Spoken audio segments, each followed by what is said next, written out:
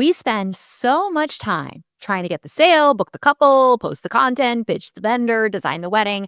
But let me ask you something real. What are people saying about you when you're not in the room? That, my friend, might matter more than almost anything. And today, we're going to talk about it. Hey there, friends. Welcome back to the Power and Purpose podcast. It's me, your host, Candice, and I'm so glad that we're back after a brief hiatus.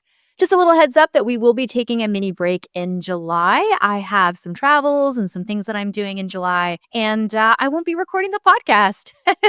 So we'll take a little bitty break. This gives you an opportunity to catch up on some past episodes maybe you haven't listened to yet, or to try out another podcast or listen to some non-wedding, non-business related shows, true crime, Bravo, whatever your flavor is. But I look forward to coming back into wherever you listen in August with some really great content. We have a really great fall episode calendar lined up for you, and just some really great hot topics that I would love to talk with you about and explore here on the show. And today we're talking about what people say behind your back and why it matters. Now, this topic was inspired by the women in my mastermind. We were just talking about brand awareness and up-leveling your brand. If you don't know, I have an amazing mastermind for women in the wedding industry. It's called Wedding Pro Insiders. You can learn more about it by going to weddingproinsiders.com and jump on the wait list to apply. But we were just talking about this, and some of the ladies were sharing some really amazing things that they were seeing online about what people were saying about them, reviews, recommendations on Reddit. And it really sparked the idea to create this episode to talk to you about what people are saying behind your back and how you can actually think about this in a more strategic way. Now, in the wedding industry, we are in this constant chase for visibility. We want more followers, we want more engagement, more inquiries, way more yeses to whatever work we do. And I get it. We're all running businesses, and this is basically in the era of business that we're in, we're chasing visibility and we're competing for visibility. But there's something that I think we're neglecting in the pursuit of all that visibility. And it's something that has a much longer shelf life than an Instagram post, a viral TikTok, and yes, a thread, although Threads is getting out of hand. And I have to be a big sister, I think, over there very soon and have a come to Jesus with everybody over there, because people are wiling out on Threads, talking a whirl of nonsense, making bold claims, outing vendors, talking about entire vendor categories. It's crazy. But there is something that lasts much longer than all of that, and it's your reputation. What people say about you behind your back.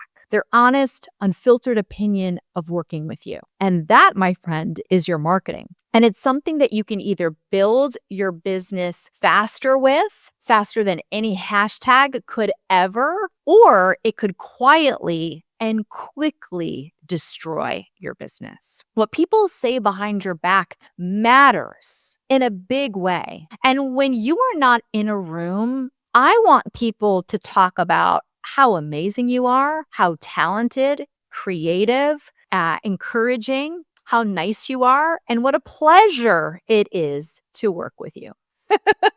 That's the ideal.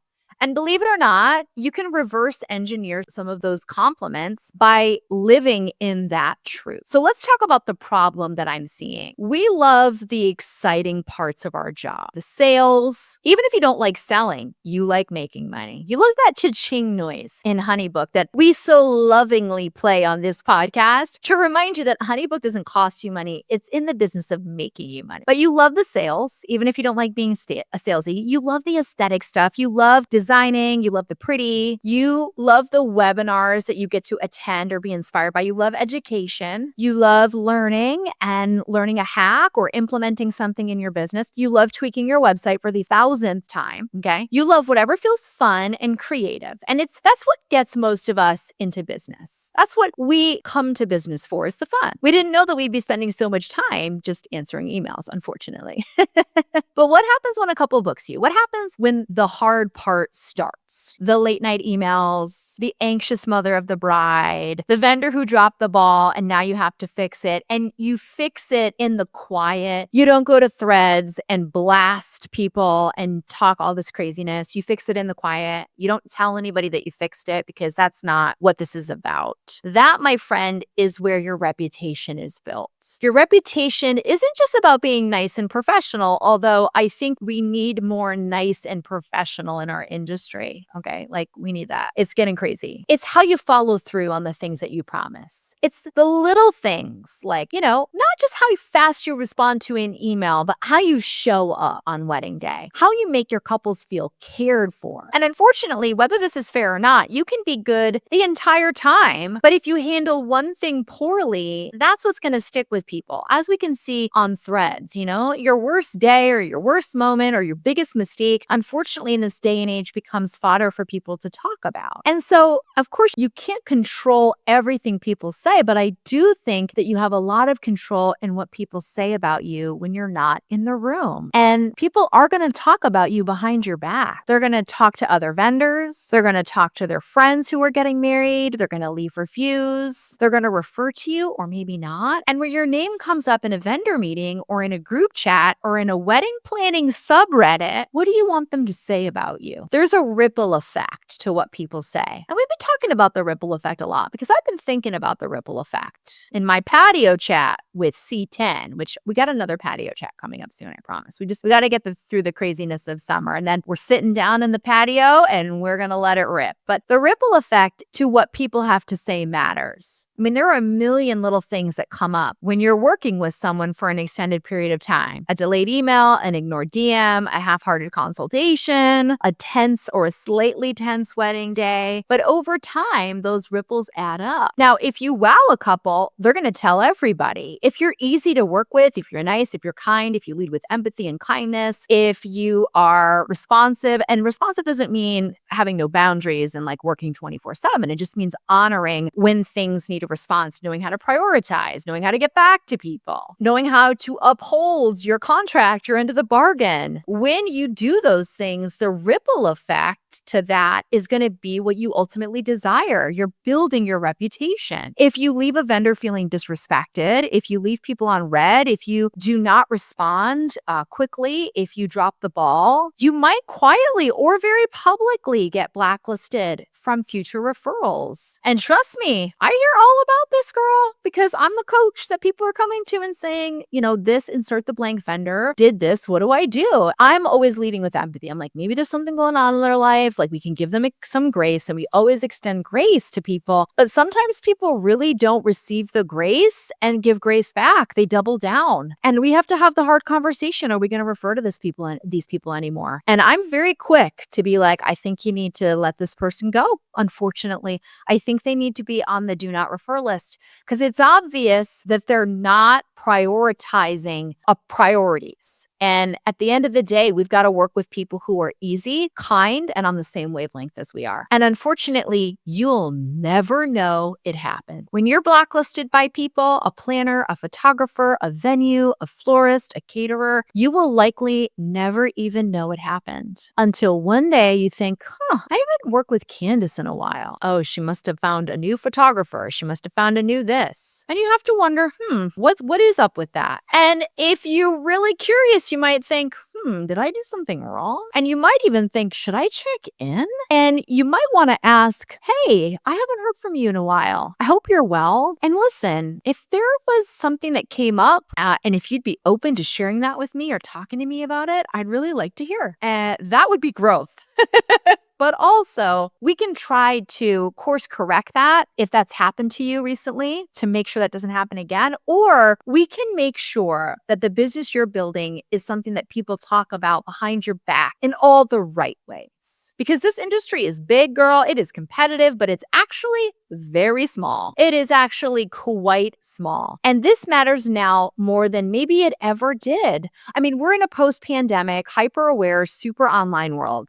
Couples are reading reviews, they're stalking your TikTok, they're asking their venues for recommendations, and they're creeping into Reddit threads. Reddit is the #1 search engine result when people put questions into Google. You cannot afford to neglect your reputation. You cannot afford to not make this an important part of your strategy. And customer service isn't just about responding quickly or not messing up. Sometimes you have to deal with things or be blamed for things that are outside your control. And your reputation is the way that you make your couples or vendors feel seen and supported.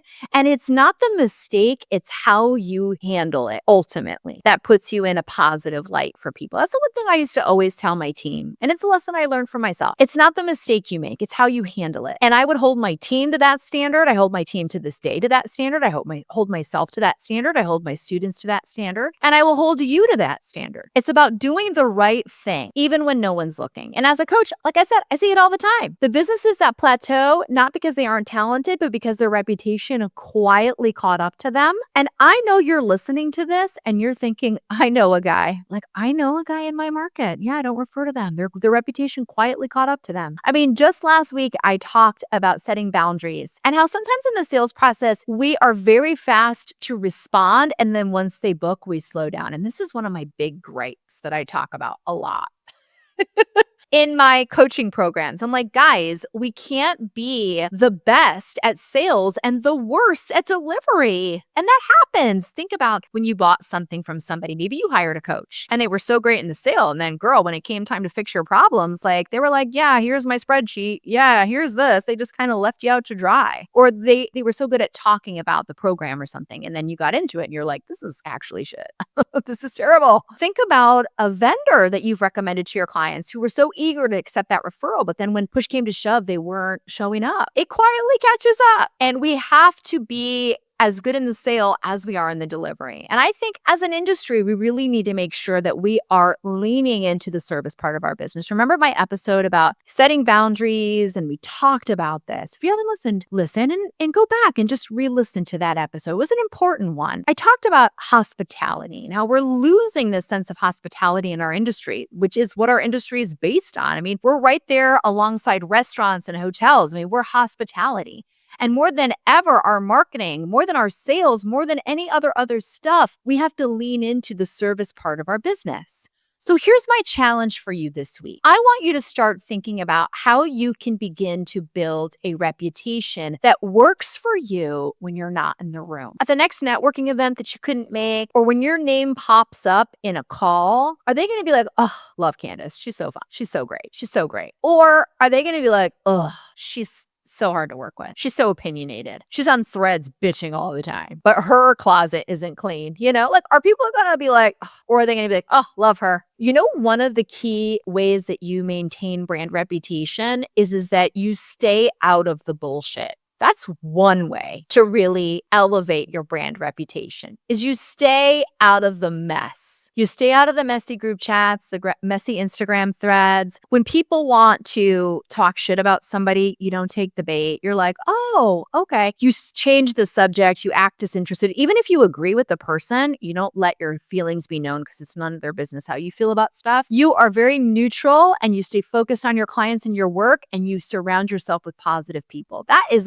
such an important way to build brand reputation. You don't fall for the bait, and you don't fall for the gossipy moment where you could absolutely be like, I work with that photographer and they were terrible. No, you don't fall for that bait. You just change the subject and you keep it moving, because at the end of the day, it doesn't matter, right? It doesn't matter. People will talk behind your back, especially if they feel comfortable talking behind other people's backs with you. So just keep that in mind. But this year, I want this to be a year where before you walk into the room, your brand has entered and people think positively about you. And I can think of a few people that I've coached and just a few people I know where that is their reality. Their brand, before they walk into the room, their brand does. And people are like, love them. They're so great to work with. They're so fun. They're so smart. They're so easygoing. They're so professional. They're so talented. Love her. I want the same for you. And it starts by removing any negative energy that you've surrounded yourself with. And next, not getting warped into any negative energy in the industry, not getting warped into it. Do not get warped into it. And then third, it's not just about what you're selling, it's how you're delivering, and being obsessed with delivering what you promise and exceed meeting the expectation of your clients, of vendors that referred you, and just being professional and upbeat and good at your job. Those are recipes for having a great brand reputation. And when you add strategy to it and you think, I am going to be more thoughtful about this, it only helps to motivate you in being hyper aware about when you're in a negative space or when you are not delivering on what you promised, being hyper aware of what you promise to people, what you say yes to, the boundaries you set, what you say no to, and how you lead in the industry, how you lead as a thought leader in your local market, and maybe even nationally for some of you who are building brands that people recognize beyond the borders of your state or your city or your country. Because that's the thing about business. At the end of the day, your brand isn't what you say it is. It's what other people, when your name come up in a room where there's an opportunity, say it is. It's what people have to say about your brand when you are not in the room. That is what leads to having a long business life. And if you want to be in business 5, 10, even 15 years from now, you need people out there who sing your praises, who have good things to say about the work that you do and the people you serve and how you show up for your business, for your clients, and for the industry. So I hope that this episode has given you some things to think about. And I hope that you're thinking, I don't want you to be anxious about what people are saying behind your back. I want you to be motivated to course correct